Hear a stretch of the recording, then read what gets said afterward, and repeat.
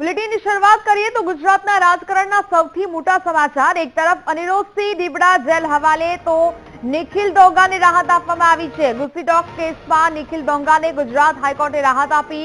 નિખિલ ડોંગાના જામીન રદ કરવા ગુજરાત હાઈકોર્ટમાં અરજી થઈ હતી। ગુજરાત હાઈકોર્ટે રાજકોટ પોલીસને અરજી ફગાવી। ગુજરાત હાઈકોર્ટે નિખિલ ડોંગાની દલીલો માન્ય રાખી છે અને જામીન આપવામાં આવ્યા અને રાહત આપવામાં આવી છે નિખિલ ડોંગાને। આ સૌથી મોટા સમાચાર હાલ મળી રહ્યા છે।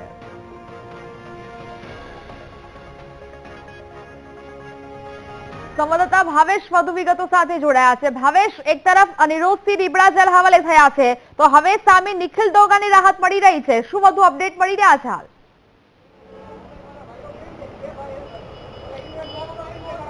ચોક્કસથી નેહા, જે આ ગુજરાતના રાજકારણ માટે સૌથી મોટા સમાચાર કહી શકાય છે, કારણ કે જે પ્રમાણે અનિરુદ્ધસિંહ જાડેજાને જેલમાં સરેન્ડર કરવું પડ્યું છે, પરંતુ નિખિલ ડોંગાને કહી શકાય છે કે હાઈકોર્ટે મોટી રાહત આપી છે। અનિરુદ્ધસિંહ જાડેજા અને નિખિલ ડોંગા એક જૂથના માનવામાં આવે છે। છેલ્લા ઘણા સમયથી આ બંને સાથે હોવાનું પણ ચર્ચાઈ રહ્યું છે। એવામાં ક્યાંક ને ક્યાંક અનિરુદ્ધસિંહને સરેન્ડર કરવું પડ્યું છે અને ત્યારબાદ તેમને અમિત ખૂટ નામના યુવકના આપઘાત કેસમાં જે ગોંડલ પોલીસે તેમનો કબજો લીધો છે અને હાલ તેઓ રિમાન્ડ ઉપર છે। પરંતુ જે પ્રમાણે નિખિલ ડોંગાના જે આ જામીન અરજી રદ કરવા માટે રાજકોટ જિલ્લા પોલીસ દ્વારા હાઈકોર્ટમાં અરજી કરવામાં આવી હતી, જેને ફગાવવામાં આવી છે, એટલે કે હાઈકોર્ટે મોટી રાહત છે તે નિખિલ ડોંગાને આપી છે।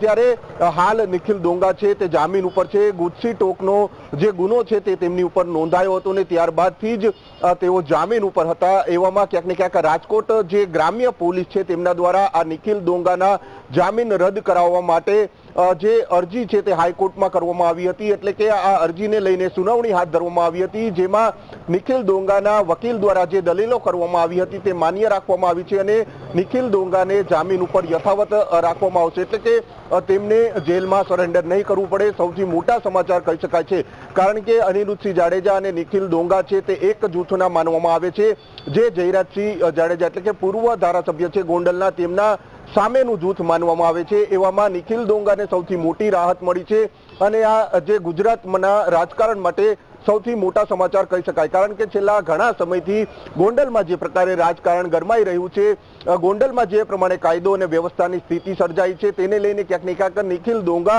પર પણ આક્ષેપો થયા હતા અને આ આક્ષેપોને લઈને ક્યાંક ને ક્યાંક જે રાજકોટ ગ્રામ્ય પોલીસ દ્વારા હાઈકોર્ટમાં અરજી કરવામાં આવી હતી, નિખિલ ડોંગાના જામીન રદ થાય તે માટેની અરજી કરવામાં આવી હતી, પરંતુ હાઈકોર્ટે આ જે અરજી છે તે ફગાવી છે। એટલે કે સૌથી મોટા સમાચાર કહી શકાય છે કે નિખિલ ડોંગાને હાઈકોર્ટે રાહત આપી છે, તેઓ જામીન ઉપર યથાવત રહેશે। જી બિલકુલથી ભાવેશ, વિગતો સાથે જોડાયા તે બદલ આપનો આભાર। પરંતુ હવે જે પ્રકારે આ સમાચાર મળી રહ્યા છે કે જ્યાં હવે એક તરફ અનિરુદ્ધસિંહ દીપડા જેલ હવાલે થયા છે તો સામે હવે નિખિલ ડોંગાને હાઈકોર્ટે રાહત આપી છે। ડોંગાની દલીલ કોર્ટે માન્ય રાખી છે અને આ મહત્વપૂર્ણ સમાચાર ગુજરાતના રાજકારણને લઈને એક બાજુ આ બંને એક જ જૂથના હોવાનું માનવામાં આવી રહ્યું છે અને એકને રાહત મળી છે તો બીજાના 2 દિવસના રિમાન્ડ છે તે મંજૂર કરવામાં આવ્યા છે। જામીન રદ કરવાની અરજી હાઈકોર્ટે ફગાવી હતી ને ડોંગાની દલીલ કોર્ટે માન્ય રાખી છે ને હવે તેને રાહત મળી રહી છે।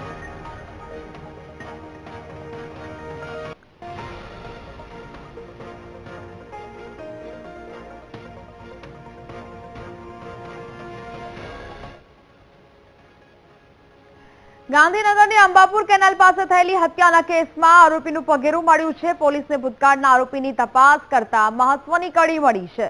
સીસીટીવીમાં એક બાઇક ચાલક કેનાલ તરફ આવ્યો હોવાનું જોવા મળ્યું। શંકાસ્પદ આરોપી હાલ જેલમાંથી પેરોલ પર બહાર આવ્યો છે। આરોપીનો મોબાઈલ પણ બંધ હોવાથી તપાસ છે તે શરૂ કરવામાં આવી। શંકાસ્પદ આરોપી પર અગાઉ પણ કેનાલ પાસે લૂંટ અને મારામારીનો આરોપ છે। નર્મદા કેનાલ પાસે યુવકની છરીના ઘા ઝીંકીને હત્યા કરવામાં આવી હતી। વર્ષે ઉજવતા યુવક અને યુવતી પર અજાણ્યા શખ્સોએ હુમલો કર્યો હતો। ઘટનામાં વૈભવ મંદવાણી નામના યુવકનું ઘટના સ્થળે મોત થયું હતું। ઇજાગ્રસ્ત યુવતી હાલ હોસ્પિટલમાં દાખલ છે। તો હવે આ સમગ્ર મામલે ખુલાસો થઈ શકે છે। સીસીટીવીમાં એક બાઇક ચાલક દેખાતા તેની પૂછપરછ છે તે કરવામાં આવી। ગાંધીનગરની અંબાપુર કેનાલ પાસેથી હત્યાના કેસમાં આરોપીનું પગેરું મળ્યું હોવાની વિગતો સામે આવી રહી છે। શંકાસ્પદ આરોપી પર અગાઉ પણ મારામારીના ગુના છે તે નોંધાયેલા છે। કેનાલ પાસે હત્યાના કેસમાં એક મહત્વપૂર્ણ કડી મળી છે। સંવાદદાતા અનિતા ફોનલાઈન પર જોડાયા છે। અનિતા, અંબાપુર કેનાલ પાસે જે હત્યા થઈ હતી તે દિશામાં હવે મહત્વપૂર્ણ કડી મળી છે, શું ખુલાસો થયો છે હાલ? જી ખાસ તો જે પ્રકારે અંબાપુર કેનાલ પાસે જે એક કપલ જે એકલતામાં બેઠા હતા એ દરમિયાન જે હત્યા અને લૂંટની ઘટના જે સામે આવી હતી, જેમાં પોલીસ તપાસમાં એક મહત્વની કડી એ સામે આવી છે કે અગાઉ આ જે કેનાલ પાસે જે લૂંટ અને હત્યા કરનાર એક જે આરોપી હતો તેનું શંકાસ્પદ બાઇક જે કેનાલ પાસેથી પસાર થતા સીસીટીવીમાં કેદ થયું છે, જેથી આ આરોપી દ્વારા જ આ હત્યાને અંજામ આપવામાં આવ્યો હોવાની શક્યતા હાલ પોલીસ દ્વારા વ્યક્ત કરવામાં આવી રહી છે, કારણ કે આરોપી તાજેતરમાં જ પેરોલ પર બહાર આવ્યો હતો અને ત્યારબાદ આ પ્રકારની જ્યારે લૂંટની અને હત્યાની ઘટના સામે આવે છે તો તેની શંકાસ્પદ ભૂમિકાને લઈને પોલીસ દ્વારા હાલ તો તપાસ કરવામાં આવી રહી છે। આરોપી પોતે દહેગામ પાસે જે પોતાની બાઇક લઈને જતા જોવા મળી રહ્યો હતો, જેને લઈને પોલીસે 10 થી વધુ જેટલી ટીમો બનાવી છે, તેની શોધખોળ કરવામાં આવી રહી છે। તેનો ફોટો પણ અત્યારે હાલ જે શંકાસ્પદ જે મળી આવ્યો છે તે જુદા જુદા પોલીસ સ્ટેશનમાં મોકલીને તેની શોધખોળ કરવામાં આવી રહી છે। આ ઘટનામાં જે વૈભવ નામનો જે યુવકની જે હત્યા કરવામાં આવી હતી તે મામલે પોલીસે હાલ જે ઇજાગ્રસ્ત જે તેની જે મિત્ર છે તેનું નિવેદન લેવાની કાર્યવાહી હાથ ધરી છે, કારણ કે આ જે ઘટના પાછળ જે હત્યા અને લૂંટ હોવાનું હાલ તો સ્પષ્ટ થઈ રહ્યું છે, જેથી પોલીસે જુદી જુદી ટીમો બનાવીને જે આરોપીની જે ઓળખ થઈ છે અને જે શંકાસ્પદ હાલતમાં જે સીસીટીવીમાં કેદ થયો છે તેની શોધખોળ કરવામાં આવી રહી છે। જી બિલકુલ અનિતા, જાણકારી બદલ આભાર।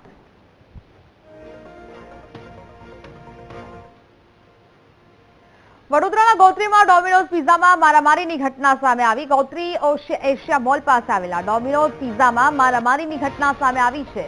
અસામાજિક તત્વોએ મેનેજર અને કર્મચારીઓને માર માર્યાનો આક્ષેપ છે। કેટલાક તત્વો રેસ્ટોરન્ટમાં યુવતીઓ સાથે આવીને અસભ્ય વર્તન કર્યું હોવાનો આરોપ છે। રેસ્ટોરન્ટના મેનેજરે અભદ્ર રીતે ન બેસવાનું કહેતા માર માર્યાનો આરોપ લગાવાયો। યુવકોએ પોતાના સાગરીતોને બોલાવીને વાહનોમાં પણ તોડફોડ કરી હોવાનું સામે આવ્યું છે।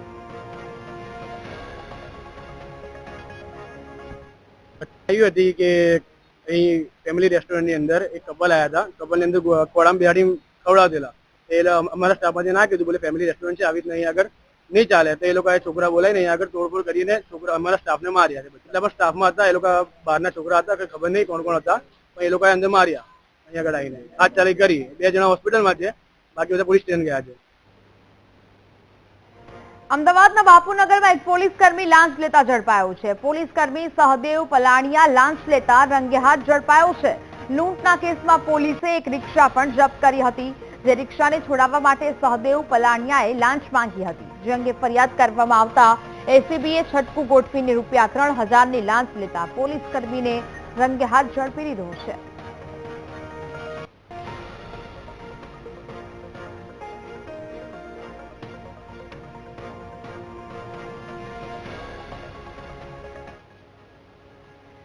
ખેડાના કપડવંજમાં 2 યુવકોના શંકાસ્પદ મોતના કેસમાં ખુલાસો થયો છે। વીજ કરંટથી યુવકોના મોત થયા હોવાનું પોસ્ટમોર્ટમ રિપોર્ટમાં ખુલ્યું છે। ગઈકાલે નંદની પ્લાઝા કોમ્પ્લેક્સમાંથી આ બંને યુવકોના મૃતદેહ મળી આવ્યા હતા। બાપુજીના મુવાડા ગામના દીપક પરમાર અને સિદ્ધરાજ પરમારનું મોત થયું હતું।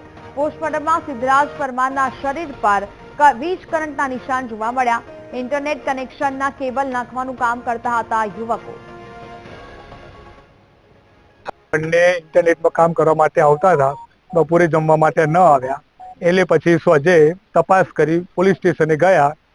જો બેઠેલા હતા અને ફોન આવ્યો કે ભાઈ નંદિની પ્લાઝાની અંદર 2 મૃતદેહો પડેલા છે। ત્યાં ગયા તો જોયા અમારા ભત્રીજોને હતા અને એ સમયે નંદિની કોમ્પ્લેક્સની અંદર લાઇટ બંધ હતું। 2 જે મૃતદેહ મળ્યા છે અમારા ગામ બાપુજી મોડાના બંને સમૂહ છે અને તે નંદની પ્લાઝામાં શંકાસ્પદ હાલમાં એમની લાશો મળેલી છે। બંને યુવકનું નામ શું છે અને ત્યાં આગળ શું કરતા હતા અને શેમાં કામ કરતા હતા? બંને યુવાનો ગુરુકૃપા ઇન્ટરનેટમાં કામ કરતા હતા। જેઓ ઇન્ટરનેટનો કોઈ બી પ્રોબ્લેમ હોય તો એ સોલ્યુશનનું કામ કરતા હતા। રાજકોટના થોરાળામાં રૂપિયા માટે મિત્રને માર મારનારો સકંજામાં આવ્યો છે। પોલીસે 8 આરોપી સામે ફરિયાદ નોંધીને 5ને પકડી પાડ્યા। ફરાર 3 વ્યાજકોને પકડવા પોલીસે કવાયત હાથ ધરી છે। 20,000ની ઉઘરાણી માટે મિત્રએ તેના મિત્ર અને પત્નીને માર માર્યો। રમેશ પઢારે તેના મિત્ર જયદીપ મેવાડા પાસેથી ₹2,80,000 લીધા હતા। 20,000ની બાકી રકમ માટે જયદીપ મેવાડા વારંવાર ઉઘરાણી કરતો હતો। આરોપી જયદીપે રમેશ પઢેરિયાની કાર પણ લઈ લીધેની ઘટના બની હતી। પીડિતે પોલીસમાં ફરિયાદ નોંધાવતા કાર્યવાહી કરાઈ છે। તો થોરાડામાં રૂપિયા બાબતે આ સમગ્ર મામલો સામે આવ્યો. પોલીસે હાલ તો આરોપીને પકડી આગળની કાર્યવાહી છે તે શરૂ કરી છે. વ્યાજની ઉઘરાણીમાં હેરાન કરતો હોવાનું સામે આવ્યું છે. પીડિતે પોલીસમાં ફરિયાદ નોંધાવતા તેના વિરુદ્ધ કાર્યવાહી કરવામાં આવી છે. અત્યાર સુધી પોલીસે 8 આરોપી સામે ગુનો નોંધી વધુ કાર્યવાહી છે તે હાથ ધરવામાં આવી. રાજકોટની આ સમગ્ર ઘટના સામે આવી છે. રાજકોટ ગ્રામ્ય જિલ્લાના વીરપુર પોલીસ સ્ટેશનમાં રમેશભાઈ કરશનભાઈ બડેલિયા કોરાળા ગામના રહેવાસી છે. પોલીસને જાણ કરી કે રાજકોટ શહેરથી જયદીપભાઈ દાનાભાઈ મેવાડા અને બીજા 6-7 માણસો એને ઘરે આવીને એની સાથે મારકૂટ કરી છે, એના ઘરને નુકસાન પહોંચાડે છે અને એની વાઇફ સાથે બદતમીજી કરી છે.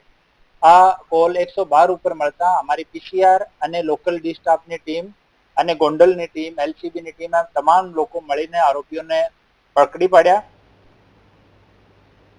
સુરતના વેસુમાં મહાવીર હેલ્થ એન્ડ મેડિકલ હોસ્પિટલમાં લાગેલી આગ કાબૂમાં આવી છે. નિર્માણાધીન હોસ્પિટલમાં વેલ્ડિંગ દરમિયાન આગ લાગી હતી. ફાયર વિભાગની 6 ગાડીઓએ ભારે જહેમત પછી આગ ઓલવી છે. હોસ્પિટલમાં ફસાયેલા 9 જેટલા લોકોનું રેસ્ક્યુ કરવામાં આવ્યું છે. નીચે કામગીરી કરતા જાણવામાં આવ્યું હતું કે શું કહેવાય, વેલ્ડિંગના કામના લીધે સ્પાર્ક થયો હતો ને તેનાથી આગ લાગી હતી. સ્મોક વધારે હતો એટલે અમે વેન્ટિલેશનની ક્રિયા બી ચાલુ કરી દીધી હતી.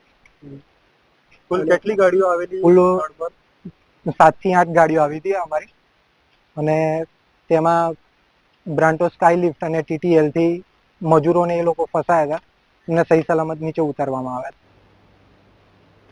સુરેન્દ્રનગર જિલ્લામાં ખાણ ખનીજ વિભાગનો સપાટો. ચોટીલા અમદાવાદ હાઈવે પરથી રેતી વહન કરતા વાહનો ઝડપાયા. 7 ડમ્પર ઓવરલોડ રેતી ભરીને જતા ઝડપાયા છે. ગેરકાયદેસર રેતી ખનન કરતા 10 લાખનો દંડ ફટકારવામાં આવ્યો છે.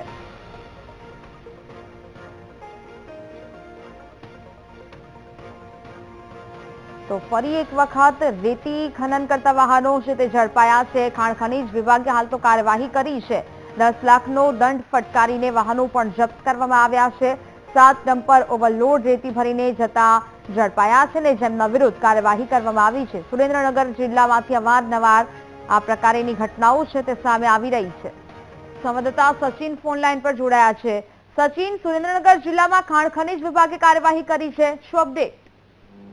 જી, જો વાત કરવામાં તો સુરેન્દ્રનગર જિલ્લામાં ખાણ ખનીજ વિભાગે ગેરકાયદેસર ખનીજ વહન કરતા ડમ્પરો પર કાર્યવાહી હાથ ધરી હતી, જેમાં લીંબડી, સાયલા, માળોદ, ચોકડી, લખતર હાઈવે તેમજ લીંબડી સર્કલ સહિત 7 ડમ્પરો ઝડપી પાડ્યા હતા અને આગળની કાર્યવાહી હાથ ધરી હતી.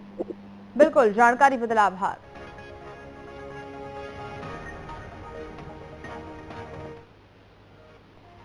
ભાવનગરમાં જનસભાને સંબોધન પછી વડાપ્રધાન મોદીએ ધોલેરામાં હવાઈ નિરીક્ષણ કર્યું. 15 થી 20 મિનિટ સુધી તેમણે હવાઈ નિરીક્ષણ કર્યું. ધોલેરામાં ચાલી રહેલા વિકાસ કાર્યોનું તેમણે નિરીક્ષણ કર્યું તેમજ પ્રોજેક્ટ વિશે ઝીણવટભરી માહિતી મેળવી. ધોલેરામાં જે વિકાસ કાર્યોનું કામ છે તે ચાલી રહ્યું છે તેને લઈને તેઓ નિરીક્ષણ કરવા માટે ધોલેરા ખાતે પહોંચ્યા હતા. પ્રધાનમંત્રી નરેન્દ્ર મોદીએ અહીંયાથી હવાઈ નિરીક્ષણ કર્યું હતું. ઝીણવટભરી માહિતી તેમને પ્રાપ્ત કરી છે.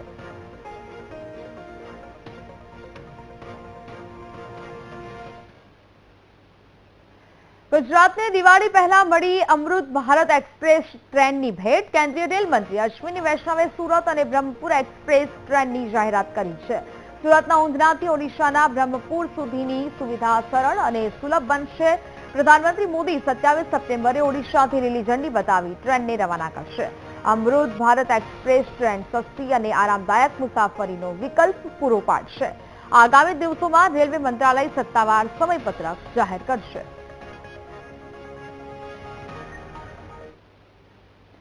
સુરતમાં આરટીઓની એપ્લિકેશન ડાઉનલોડ કરાવી રૂપિયા ખંખેરનારો પકડાયો છે. પોલીસે આરોપી રણજીત પાસવાન અને દીપુ ઉદયદાસને પકડી પાડ્યા છે. સાયબર ક્રાઇમે બંને આરોપીને કોલકાતાથી ધરપકડ કરી છે. ઈ ચલણની એપ્લિકેશન ડાઉનલોડ કરાવી બેંક ખાતામાંથી 7,54,000 રૂપિયા ઉપાડ્યા હતા. આરોપીઓ કમિશનથી ખાતું ભાડે આપીને એટીએમથી રૂપિયા ઉપાડી લેતા. આરોપીઓના રિમાન્ડ મેળવી પોલીસે વધુ તપાસ હાથ ધરી છે.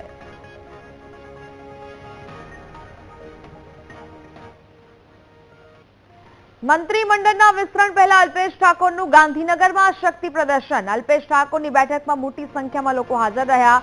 જ્યાં જીકેટીએસ એટલે કે ગુજરાત ક્ષત્રિય ઠાકોર સેનાના નેજા હેઠળ બેઠક મળી મંત્રીમંડળમાં ઠાકોર સમાજને નેતૃત્વ મળે તેવી હવે માંગ કરવામાં આવી છે.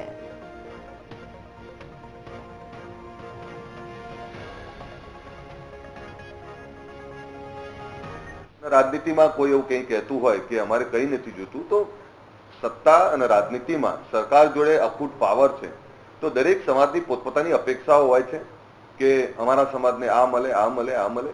પણ હું એવું માનું છું કે સામાજિક ઉત્થાન એ ગુજરાતનું ઉત્થાન છે, એટલે તમામ સમાજોનું ઉત્થાન થવું જોઈએ. હું તો એવું માનું છું જે નાના સમાજો છે, જે છેવાડાના સમાજો છે, છેવાડાના લોકો છે, ગામડાના લોકો છે, આવા લોકોને પણ આ વિકાસની જે યાત્રા ચાલી રહી છે એમાં જોડવા માટે અમે જે મદદરૂપ થઈ શકીએ એનો પ્રયત્ન કરી રહ્યા છીએ. બાકી રાજનીતિમાં દરેકની અપેક્ષાઓ હોય, દરેક સમાજની અપેક્ષાઓ હોય, પણ સમયાંતરે રાજકીય પાર્ટીઓ એ સમાજોની અપેક્ષાઓ પૂરી કરતા જ હોય છે. સંવાદદાતા દીપક સોલંકી વધુ વિગતો સાથે લાઈવ જોડાયા છે. દીપક, હવે પહેલા આપણે પાટીદારોના જે શક્તિ પ્રદર્શનો જોયા ને હવે આપણે અલ્પેશ ઠાકોરનું પણ ગાંધીનગરમાં આ શક્તિ પ્રદર્શન જોઈ રહ્યા છે, એટલે આ પાછળનો તર્ક વિતર્ક આપણે શું નીકાળી શકીએ?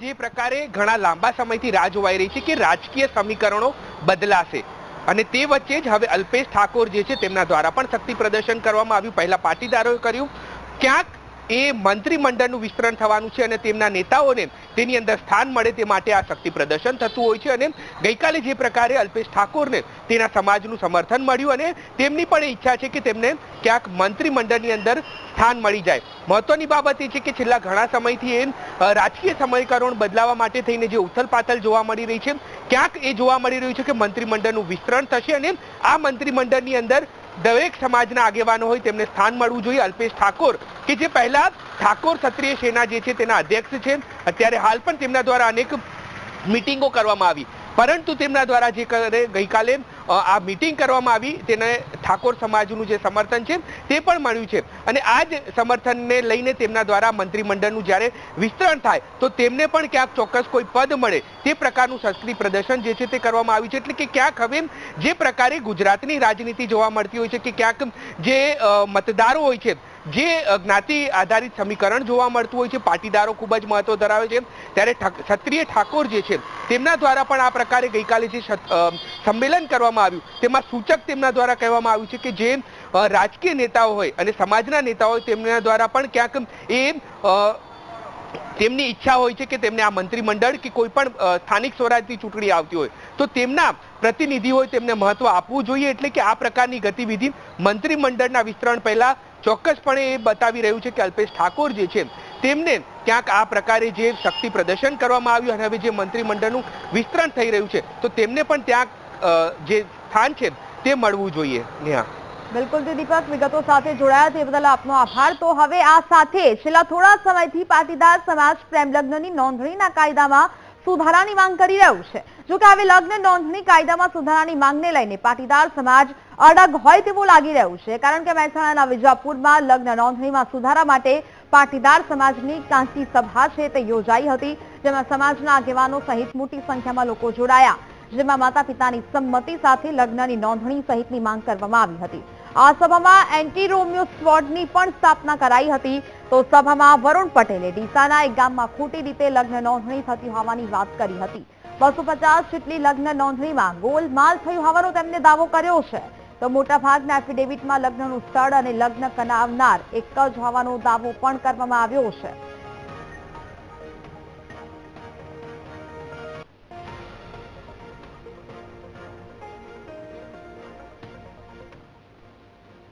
તો બનાસકાંઠા ડીસા તાલુકાના સમોનાના ગામ, સમોનાના ગ્રામ પંચાયતમાં 2020 અને 21 અનુક્રમે 159 અને 133 લગ્નની નોંધણી થઈ.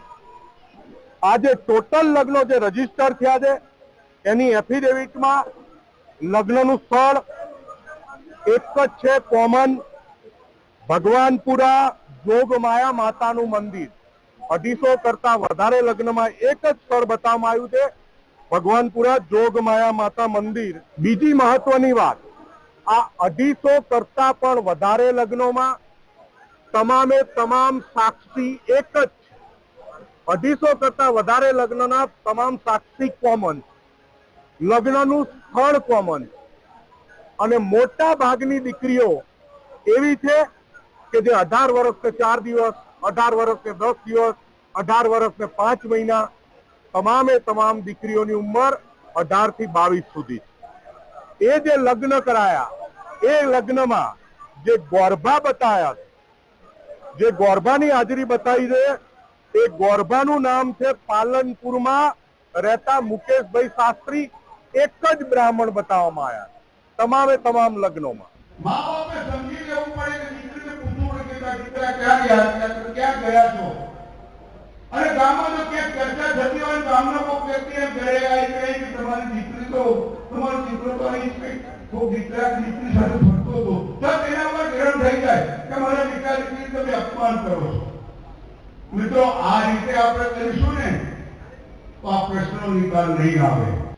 પ્રેમ લગ્નના વિરોધ કરવા માટે આપણે સમાજ ભેગો થયો, પણ 17 વર્ષ 11 મહિના 29મા દિવસે દીકરીને એવું મનમાં આવી જાય કે હું એટલી પુખ્ત થઈ ગઈ છું કે મા બાપની સંમતિ લીધા સિવાય પોતાના તાલુકામાં નહીં પણ કોઈ બીજા તાલુકાના ગામમાં નોટિસ બોર્ડની કાચની ઉપર આપેલી એક લેભારૂ વકીલની નોટિસથી એ દીકરી જો લગ્ન કરી લેવાની હોય તો મને એમ લાગે છે કે કાયદો બદલવા માટેનો સમય પાછી ગયો.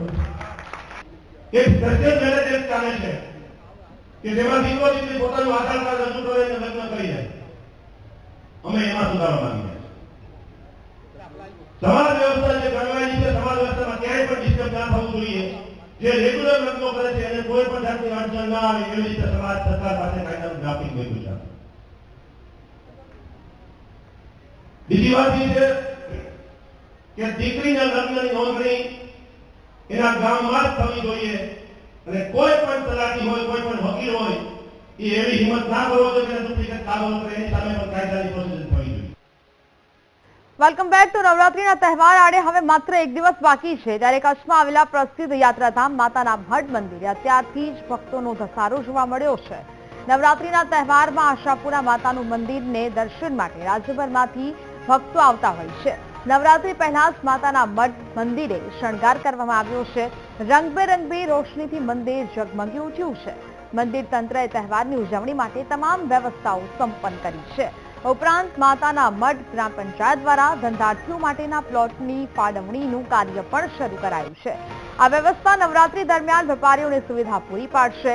નવરાત્રી પહેલા જ યાત્રિકો માટે રોશનીનો ઝગમગાટ આકર્ષણનું કેન્દ્ર બન્યું છે. દર વર્ષની જેમ આ વર્ષે પણ મંદિરે પરંપરાગત નવરાત્રીની ઉજવણી કરવામાં આવશે. દેશ વિદેશથી ભાવિક ભક્તો માતાજીના દર્શન માટે ઉમટશે.